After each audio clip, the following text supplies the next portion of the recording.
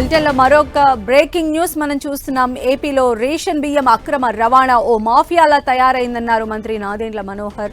Ration బియ్యం అంటే smuggling కోసమే అన్నట్లు గత పాలకులు మార్చేశారని ఫైర్ అయ్యారు. రేషన్ బియ్యం అక్రమ రవాణాపై ఉక్కుపాదం మోపుతామని, గతంలో కంటే కఠిన సెక్షన్ల కింద కేసులు నమోదు చేస్తున్నామన్నారు.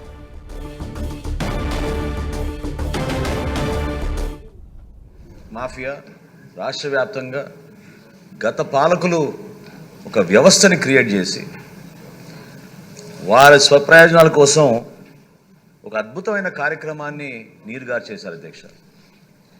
ఈరోజు ఎంత బాధ కలుగుతుందంటే వాస్తవంగా క్షేత్రస్థాయిలో ఈ రోజుకి కూడా చాలా కుటుంబాలు దీనిపైన ఆధారపడి ఉంటాయి అధ్యక్ష.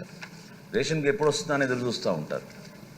కానీ వ్యవస్థని ఎట్లా మార్చేశారంటే పీడిఎస్ రైస్ అంటే కేవలం స్మగ్లింగ్ కోసం ఒక ఇల్లీగల్ యాక్టివిటీ కింద దీనికి ఒక డీప్ రూటెడ్ మాఫియాని క్రియేట్ చేసి రాష్ట్రానికి తీవ్రమైన నష్టం కలిగించారు అధ్యక్ష.